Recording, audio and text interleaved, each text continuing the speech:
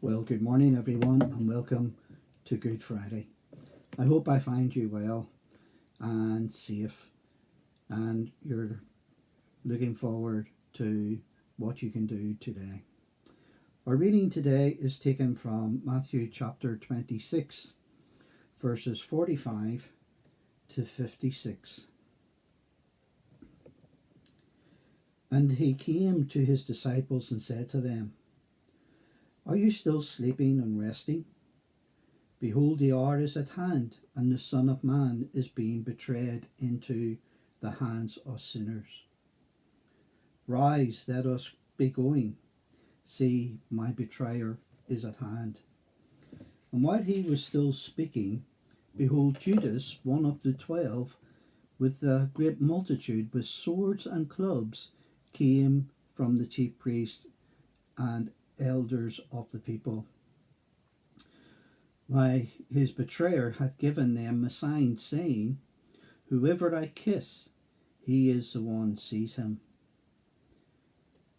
Immediately he went up to Jesus and said, "Greetings, Rabbi," and kissed him. But Jesus said to him, "Friend, why have you come?" Then they came and laid hands on Jesus and took him. And suddenly one of those who were with Jesus stretched out his hand and drew a sword, struck the servant of the high priest, and cut off his ear. But Jesus said to him, "Put your sword up in its place, for all who take the sword will perish by the sword.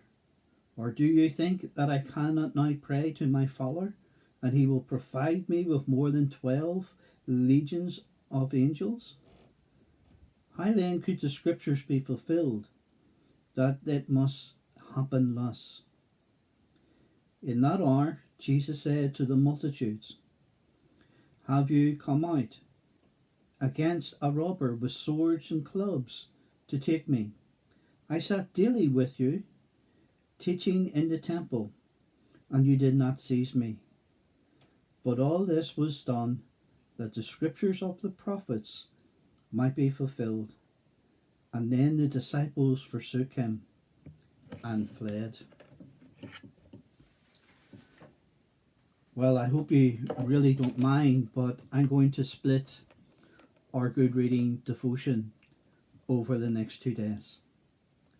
This morning, I want us to look at the betrayal of Jesus, and then tomorrow at Pilate's choice and Jesus being forsaken by his Father. Yesterday we left Jesus in the garden praying with his 3 closest companions, sleeping a short distance away from Jesus.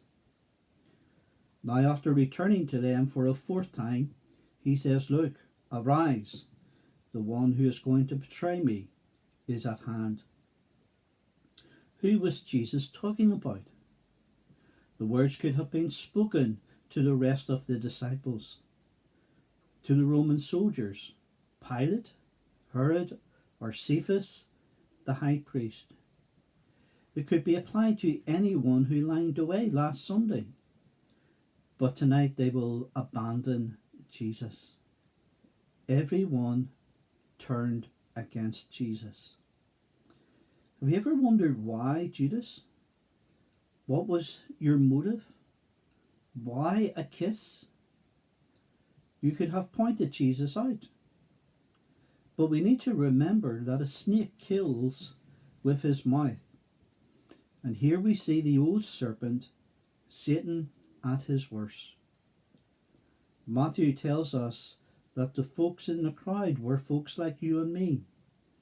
All of Jesus' disciples and followers left him and ran for cover. The disciples vowed they wouldn't, yet they did. Yes, they took their stand for a while. Peter even draws a sword and cuts off the ear of the high priest's servant. But he gains a rebuke from Jesus.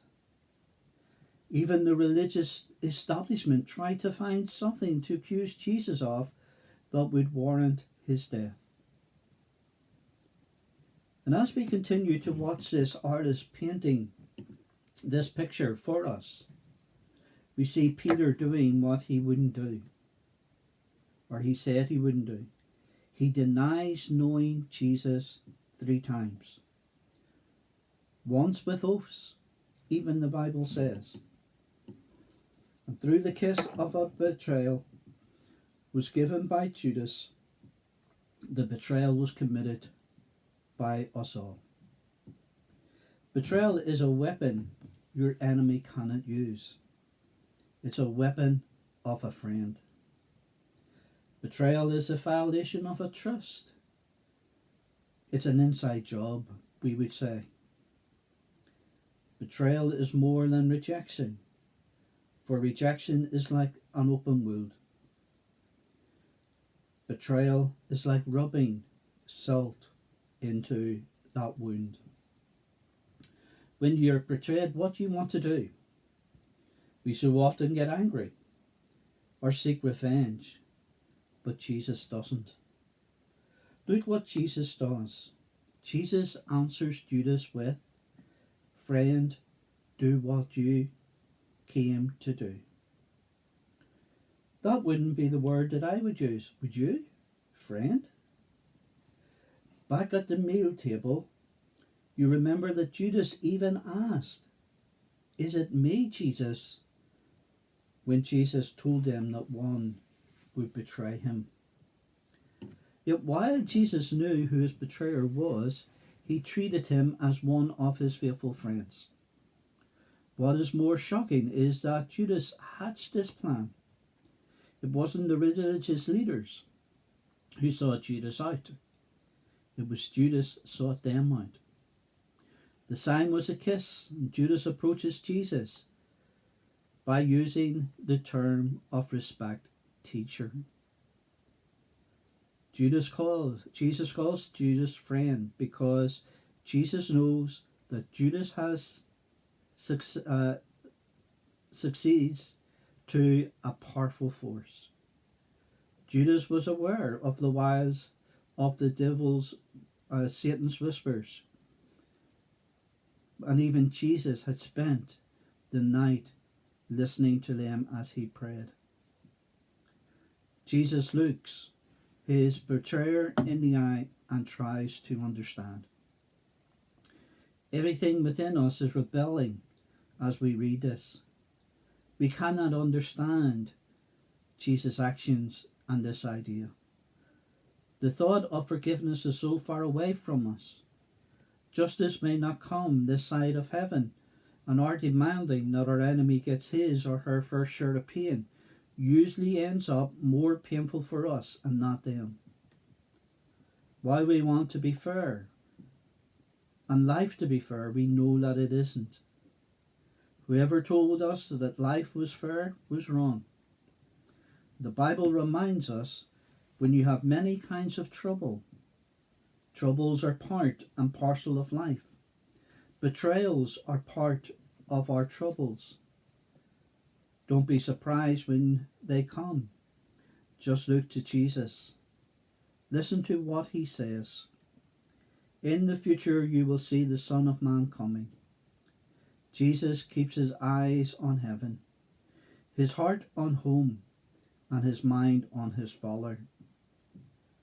Jesus told Pilate that his kingdom was not of this world. By the way, do you realize that Jesus' friends are your friends as mine, as well as mine? The Father's loyalty to his Son is ours as well. When you feel betrayed or see the torches coming towards you and feel the betrayer's kiss, remember Jesus' words.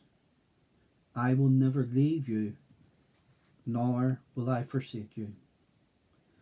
When all the earth seems to be against you, and you're trying to keep your balance in a crooked world, just look to the mountains.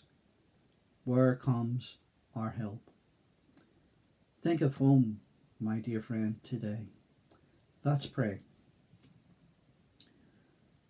O God, you are rich in mercy, for when I was nothing, you made me something. When I wanted nothing to do with you, you came looking for me to bring me home as a lost child rejoicing. When I swore I never knew you, you loved me and called me your friend.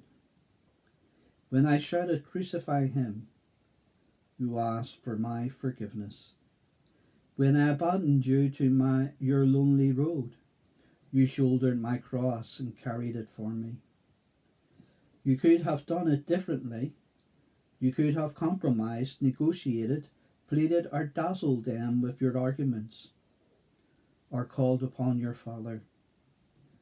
Yet you did not. You submitted to their sentence, bent your back to their whips, and spread out your hands to their nails as you gave them the life they demanded. We have seen the agony of love and the costliness of passion, the price of new life.